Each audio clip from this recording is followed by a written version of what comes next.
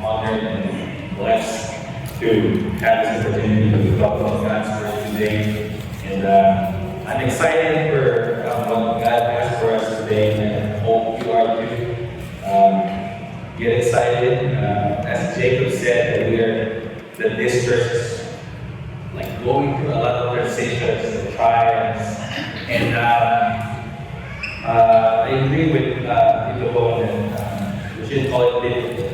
Though it is sometimes, but in God's perspective, in God's lens, it is not. And it's comforting to know that we have an almighty God that we serve. Amen. And for today, we're going to talk about Jesus teaching parable. I call this, the Bible calls it the parable of the sower. So today we are going to talk about the parable of the sower, what the parables are, the purpose of the parables, and we're going to focus on one parable that Jesus taught, not just his disciples, but the crowd that was surrounded around.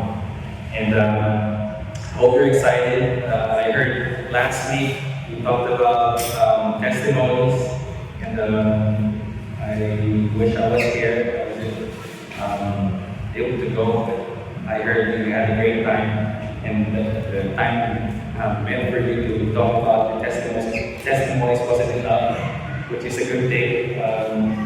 But yeah, today I want to talk about the parable of the sower, and we're going to read from Matthew 13. If you have Bibles with you, you can turn to Matthew 13. We're going to read from verses 1 to 9, and then we're going to skip from verses 1 to 9. We're going to skip and talk about verses 19 to 23. Because in verses 19 to 23, that's where Jesus taught and explained the parable that he just told in verses 1 to 9. And I would like to invite everybody to stand up as we read the parable that Jesus taught in verses 1 to 9. So again, just invite everybody to stand up and read along with me. It's found in Matthew 13, verse 1 to 9. Alright? Everybody ready to read with me? Yes. Everybody with me? Yes. Let's go. Alright? It says here, Matthew 13, verse 1 to 2. Let's go. That same day, Jesus went out to the house and sat beside the sea. And great crowds gathered about him, so that he got into a boat and sat down. And the whole crowd stood under each. He told them many things in parables, saying, the sower went out to sow, and as he sowed, some seeds fell on the ground, and the birds came and devoured them. Other seeds fell on rocky ground, where they did not have much soil, and immediately they sprang up, since they had no depth of soil. But when the sun rose, they were scorched. And since they had no root, they withered away. Other seeds fell on the thorns, and the thorns grew up and choked them. Other seeds fell on good soil and produced grain. Some 100-fold, some 60, some 30. He who has ears, let him hear. Let's hold on our heads and pray. Let's ask God to teach us today. Heavenly Father, thank you, God, for the day that you made. And Lord, we thank you, God, that you are here in this place.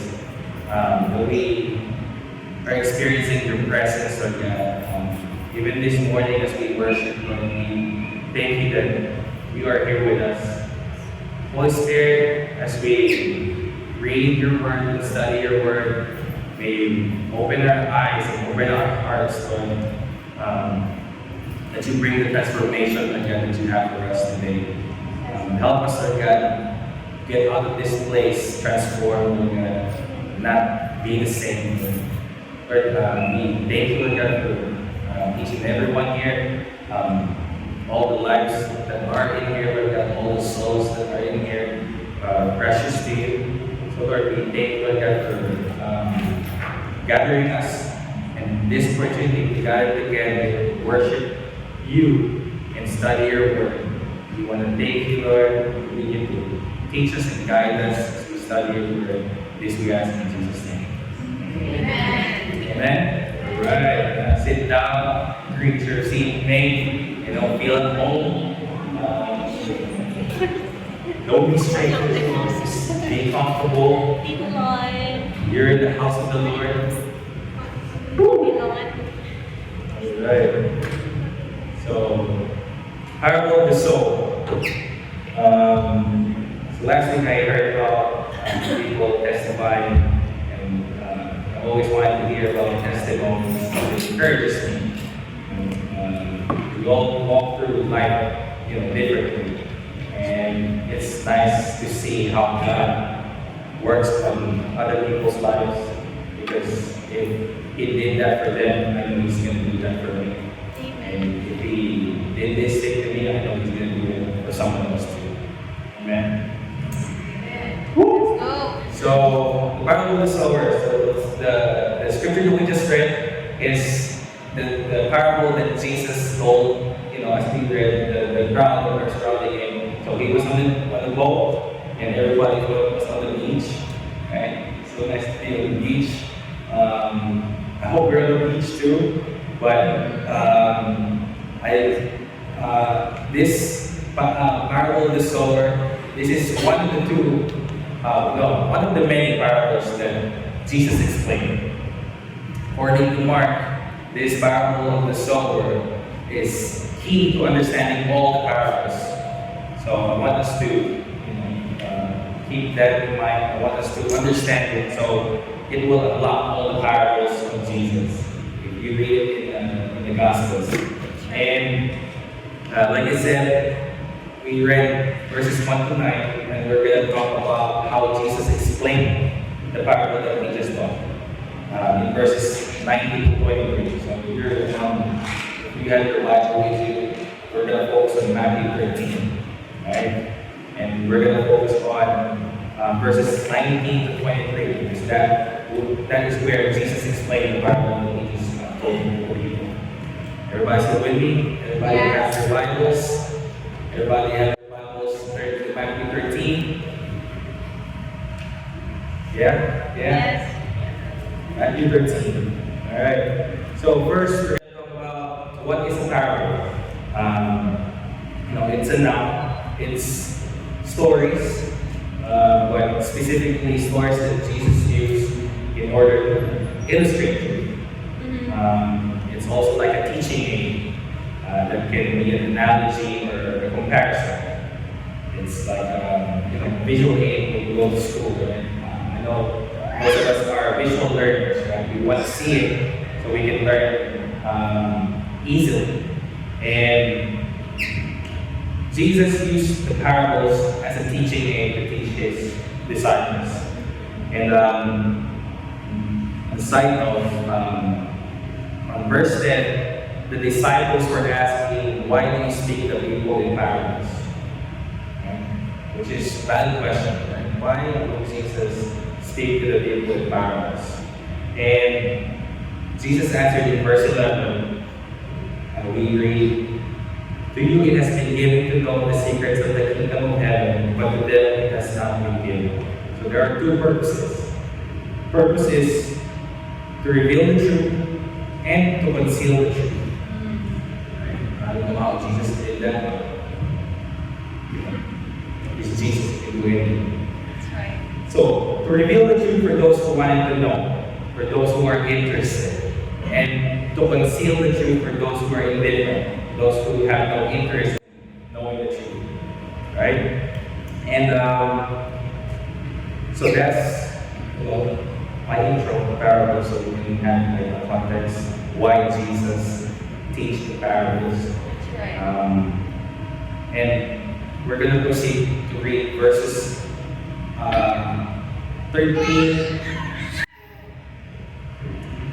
18 to 23. So we read in Matthew have verse 13, this is where Jesus will start to explain the parable to his disciples.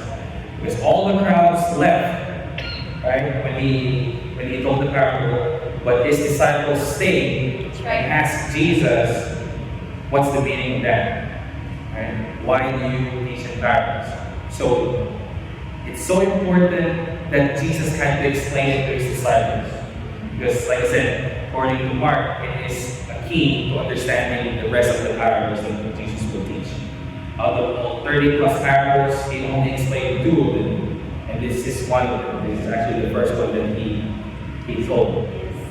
And if you're in verse 18, you will read there, it says, "Hear then the parable of the sower." Hear then the parable of the sower. So I want us to focus on 2 things here. Hear, it means to listen, to give attention, to lend your ears.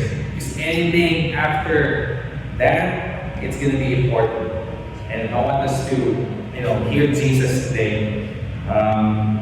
And the second one is the sower. Anybody know who the sower is in this context?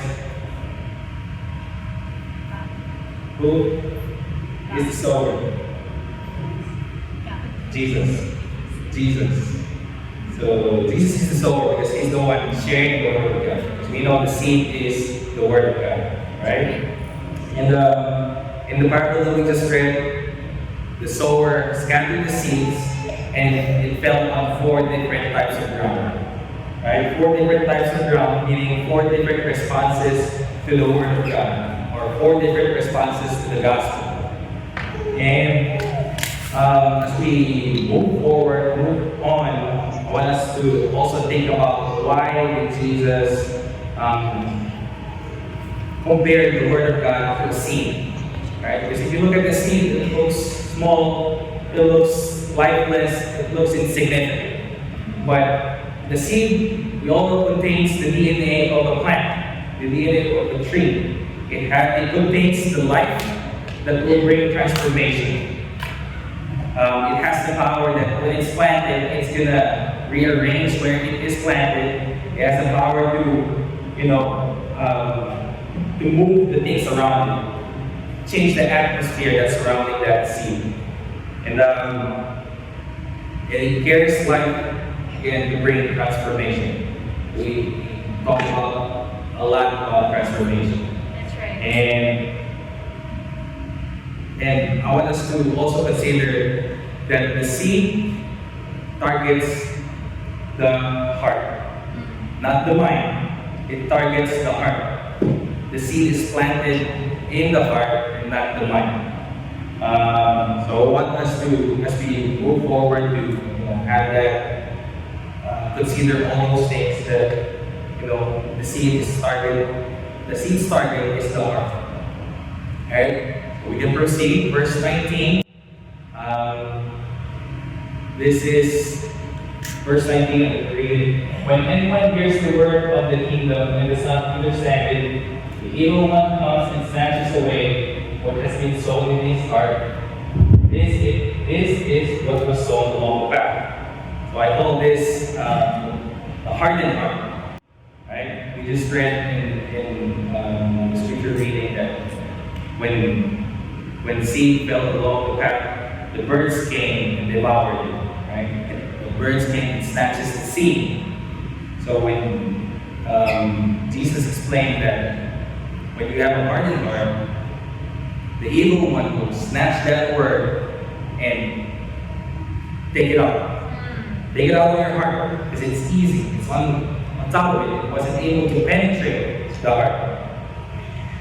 So the word has no effect because it didn't penetrate the heart. And Jesus gives us a sneak peek of what happens in the spiritual realm. Every time the word is preached and you have a hardened heart, in the spirit, what happens? The evil one comes and snatches it away. Okay? So every time we want to share the gospel, we want to be prayed on. We want people to be praying in the background. Because it's a spiritual battle. Every time we share God, it's a spiritual spiritual battle. There's something happening in the spirit realm that we do not see. Right? There's those birds who are ready to snatch the seed that we're about to sow. And I have this question. Why do people have hardened hearts? Right? It's simply because of sin. It's transgression against God's laws. It's rebellion against God. And sin causes the heart to grow hard. Especially continuous, unrepentant sin. It causes the heart to grow hard. Paul actually calls it searing the conscience. You do it every time that it sears your conscience and making you desensitized, making it difficult to distinguish from right and wrong. And these are the people who doesn't want to do anything with God, doesn't want to do anything with the gospel. This is, your co-worker always gets mad when you talk about Jesus. This is a guy who you want to pray for, but they're okay. These are the people who mock you when you pray and when you do the things of God that looks crazy from the outside world, right? Because they have a hardened heart. They don't know God's word. They don't have God's word in their hearts. That's why we look crazy from the outside. How do I know that? Because I had a hardened heart. I was in college. I think I was in the first year, second year, during my lunch break. There's this one guy who approached me and then asked me to go to like a small group, like a meeting. And then we were in a building, in a hallway. We formed a circle, and then we sat down, and then he preached Jesus hard. It's like, huh? And then he talked about the sin that I'm trying to keep. And I was like, oh, I'm okay. I don't need that. I'm a good person. My good deeds outweigh my bad deeds. I'm going to heaven. Lies. I thought I was going to heaven. I thought I was a good person because, my good deeds are higher than my bad deeds. And I wanted to eat that sin that he called out. I don't know how to do that, but, I didn't want to hear it. I wasn't able to, finish the meeting. I just saw myself out and then went to the library, sleep. My next subject will be like hours away, 2 hours wait. And yeah, I had a hardened heart. But I wanted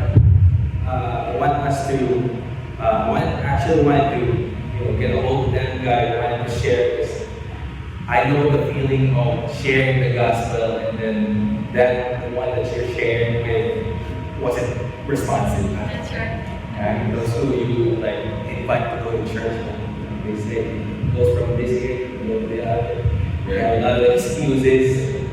It's, Bible study. I'm doing something else. That's what she called a hardened heart. It's not open to the seed. That's ready to be planted. And as we talked about, there are four different types of ground. This is the first one, the hardened heart. As we move forward, this is in verse 21. As for what was sown on rocky ground, this is the one who hears the word and immediately receives it with joy. Yet he has no root in himself, but endures for a while, and when tribulation and persecution arises on account of the word, immediately he falls away. Oh, there's no root. The shallow heart, right? There's enough opening for the word, for the seed to penetrate, and it grew, but it didn't take root because it's rocky. It didn't go deep. So the word springs up, then quickly withers and dies. And he said, heart's little because it grew up, right? The seed grew up, and the problem is it didn't go deep. According to Charles Spurgeon, he said, I want you clearly to understand that the fault will not lie on the suddenness of their supposed conversion. But, he also said many sudden conversion have been among the best that ever happened. So the problem is not the suddenness of conversion.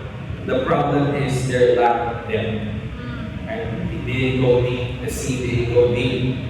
You didn't get planted in a church. You didn't join a small group. You didn't have any accountability partners. You didn't finish one-to-one. Come on, let's go. Come on. You didn't finish Purple Book. Foundations. And you think you did it once, you're done with that? No. Healthy churches, they go through foundations regularly. Even pastors of pastors go through foundations regularly. Because any issues that will arise, it always ends up in the foundation. Yes. Right? That's why, if you didn't go through Purple Book yet, approach any of us, you can go to Purple Book, someone go to Purple Book again. So in this heart, shallow heart, there are areas of our lives that are still hardened. Right? It's just surface level. This is people who you won't let God tell you where to put your money. Right? God tells you to do it tight, but my money. Right? Work hard for this. This is one example also is you won't let God tell you to stop this sin. Right? You like the promises of God, but you won't let God tell you to stop this addiction. Right? Or you won't let God tell you about your friends. Right? The Bible says bad company corrupts good character. That's right. Right? Where you won't let God tell you how to do your work. And how are you at work? Are you slacking? Or are you doing anything and that will bring glory to God? That when people look at you, this guy's something else. Right? One of our life verses is Colossians 3:23. It says, whatever you do, work heartily as working for the Lord and not for men. Amen. Right? So shallow heart. That's also a dangerous heart to have. Because you can go deep. What happens, Jesus said, when trials, when tribulation, and persecution arises, we fall away. And that's what happens when you have a shallow heart. So encourage everybody, get planted in a church, join the small group, finish the Purple Book, finish one-to-one, and go through it over and over. Let's go. Everybody agree with me? Yes. Heart and heart. Right. Next is among thorns, verse 22. As for what was sown among thorns, this is the one who heard the word, but the cares of the world and the deceitfulness of riches choke the word, and it proves unfruitful. So, this, I called it the distracted heart. Your heart is open because the seed penetrated and it grew, but it's so open that weeds and thorns grew up too. Right? Not every seed is the word of God. Not everything that you hear is the truth. Some seeds are dangerous. Some words are not from God. Like, do whatever makes you happy. Or the front paper, follow your heart. Right? Follow your heart. Jeremiah said, the heart is deceitful above all else, above all things, and desperately sick. Who can understand it? Mark 7:21-22. For from within, out of the heart of man, come evil thoughts, sexual immorality, theft, murder, adultery, coveting, wickedness, deceit, sensuality, envy, slander, pride, foolishness, do you still want to follow your heart? No. Please say no. No. Do you want to follow your heart? No. Right? Just follow Jesus. Just follow the seed that comes from the Word of God. What else? So do whatever makes you happy. Follow your heart. This one's good too. Long as you're not hurting anyone or stepping on someone else's toes. Right? Is that true? Right? What about discipline? What about Hebrews 12? For the Lord disciplines the one who loves and chastises every son whom he receives. For the moment, all discipline seems what? Painful rather than pleasant. But later it yields the peaceful fruit of righteousness to those who have been trained by it. It hurts to be disciplined. If you can see the spur marks Pastor Ollie laid on my back, it's a lot. It's a lot. It's painful. So, that saying, long as you're not hurting anyone, what if your kid, trying to play with electrical sockets, right? You just let them, because, you don't want to hurt their feelings, right? You don't want to hurt their enjoyment. No, discipline is from the Lord. If God is disciplining you, then good. It means God loves you. It means you're legitimate children of God. Right? Hebrews 12. It's painful. It's not pleasant. But it will yield fruitfulness. So, he talked about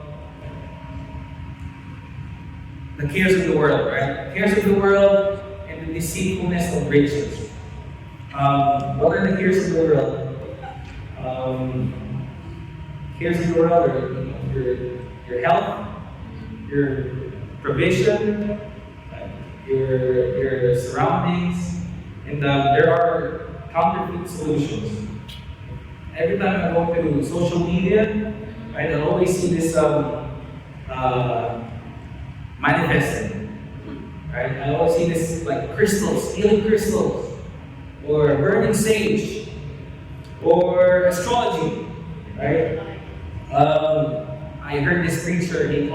She called it Jesus Plus, right? Just like Disney Plus, right? There's Jesus plus this, Jesus plus astrology, Jesus plus manifesting, right? It's like saying, I love Jesus, but let me get this crystal because it makes me feel comfortable at home. Or let me get this, let me burn this sage because it purifies the area, right? It purifies and cleanses my surrounding, my environment. Or I love Jesus, but let me check my horoscope this one. Let me check my future. Exactly. No, Jesus doesn't do Jesus plus. Jesus is all in all. Amen. It's Jesus, period. Right? No one else. No one beside him. No one above him. It's Jesus, period. Right? Don't let those thorns choke the world. Don't let those cares of the world choke the world. Jesus can provide that healing. Jesus can provide that provision. Jesus can provide that cleansing and purification. Jesus can provide your identity that you're looking at your horoscope. No. Those are demonic. Dangerous. So we talked about three kinds of soil, right? Three kinds of heart. The first one is the hardened heart. The second one is the shallow heart. The third one is the distracted heart. And it's going to be short because I'm almost done. We're going to talk about the good soil. This one, verse 23. As for what was sown on good soil, this is the one who hears the word and understands it. He indeed bears fruit and yields. In one case 100-fold, in another 60, and another 30. I call this the new heart. Because we all needed a new heart. And I believe that's what we wanted, right? We wanted a new heart. And it bears fruit and yields. And earlier I mentioned about my testimony having an ardent heart, where I didn't really let the seed penetrate my heart because I'm so used to the sin that I didn't want to give up. So there's no way that the seed can penetrate. But God broke it when I had my dad got sick when I was in second year college, and I didn't know what to do. I'm not a doctor. I didn't know what would try to get him better. So it happens that we had a family who happened to be a pastor who went to our house weekly to hold a Bible study, and then the sower sowed the seed, and I remember I accepted Jesus as my Lord and my Savior. So the seed penetrated my heart, but it didn't go deeper. I didn't get planted into a church. I didn't get planted in a church, so I wouldn't know that there would be like prayer meetings. I didn't know that there would be small groups, or I didn't know that you can build your accountability partners. So the only thing we had was just that Bible study. So the moment my dad passed away, it fell away. That seed didn't last. And I believe that moment I had that broken heart, that shallow heart, because I didn't go deeper. I still had areas in my life that are hardened. I didn't want to let God penetrate that area in my life. Because if He's not Lord of all, then He's not Lord at all. Right? And I believe that moment I had a shallow heart, but God broke it again. I believe I also went through distracted heart, among thorns. That's the moment when we got here in Michigan, and I have a distracted heart because I believe that I didn't have to get married to start a family. I believe that lie, I believe that thorn. I let that ruin my heart. So we had our daughter when my wife was then my girlfriend. We got pregnant, and we were so lost. We didn't know what to do, and that's when we started looking for a church. And we found this religion, and I'm desperate. So I'm getting ready to go in and walk in the church, and then the moment the door opened, it was Stephen Jr. greeting me with a smile. Filipino. Right?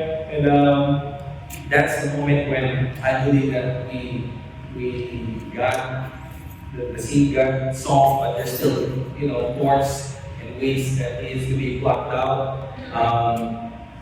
We got pregnant. We were so lost, and we found the church, and we found an accountability partner that tells us the truth. Hey, you shouldn't do that. If you want to make it right, get married. If possible, live in separate houses, not live in separate rooms. In our case, that was Pastor Ollie. It's it was painful. I didn't want to do that. I didn't want to obey, but that's God's way, right?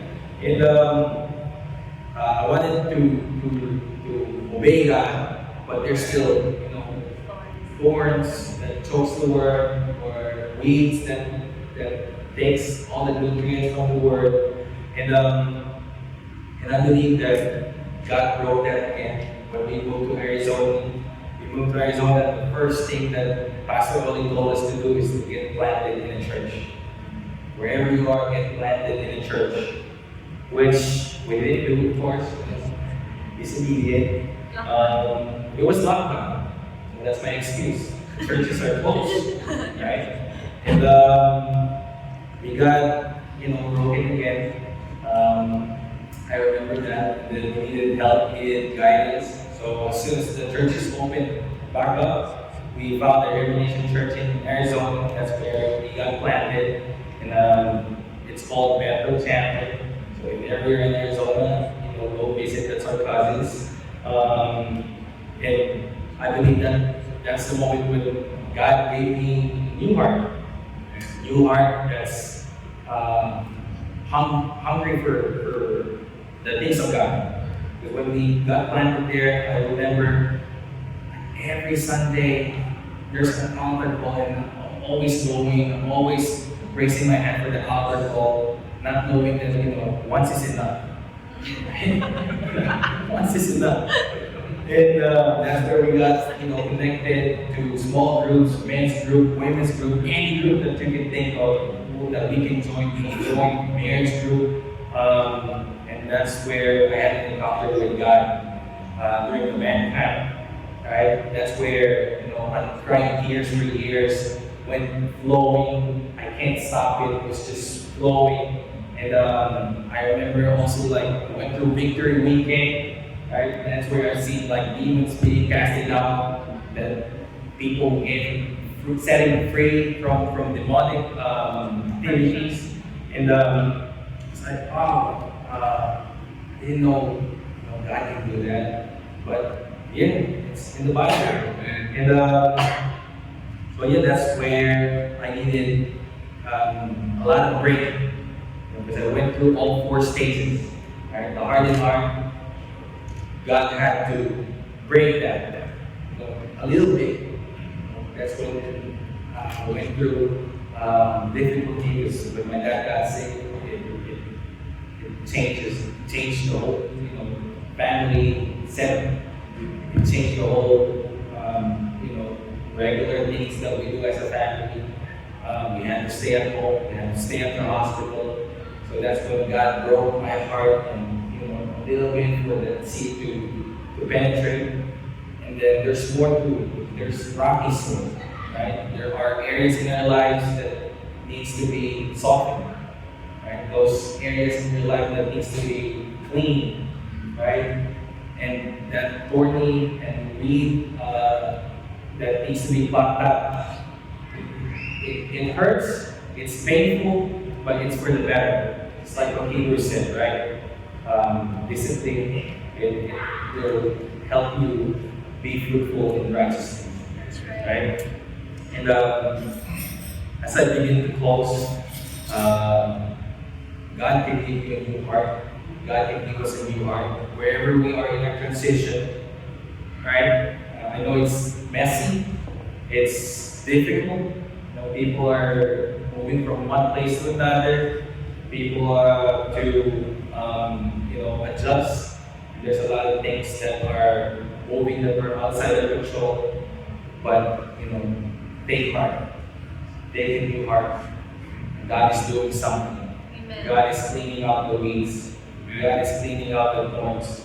God is taking out all the rocks that are hardened. And it says here in Psalm 51:10, we all know that David is a man after God's heart, right? When he prayed this prayer, it says, "Create in me a clean heart, O God, and renew a right spirit within me." We can pray that too during this transition, right? And Ezekiel 36:26, "And I will give you a new heart, and a new spirit I will put within you, and I will remove the heart of stone from your flesh, and give you a heart of flesh." So we serve a God who gives us a new heart. We serve a God who doesn't judge you, but cleans you. Who doesn't, condemn you, but convicts you. Right? Who doesn't let you go on doing your sin. If you're being disciplined, be joyful, because God's hand is still upon you. Because of Hebrews 12, it means that you are a son of God, you are a daughter of God, you are legitimate. Right? Be happy that we are in Hebrews 12. But don't be happy when you're in Romans 1. Right? Romans 1 is when God, let the people who wanted to rebel against Him, take them away their sin. Right? Because you can't have other things and then God. Right? Like Jesus plus. It doesn't do Jesus plus. It's Jesus, period. Right? Here it is. Almost done, and I wanted to pray for us as a church and as individuals. I know you, wherever you are in your transition, wherever you are, in those four types of ground that Jesus talked about, I believe everybody wants to have a new heart. Right? If you want to have a new heart, can you please stand up? We're going to pray. We're going to ask God. So let's bow our heads as we ask our God Almighty, Heavenly Father, Lord, you're God Almighty, and you do have the good things that you have for us. And Lord, we don't withhold those good things. Even in this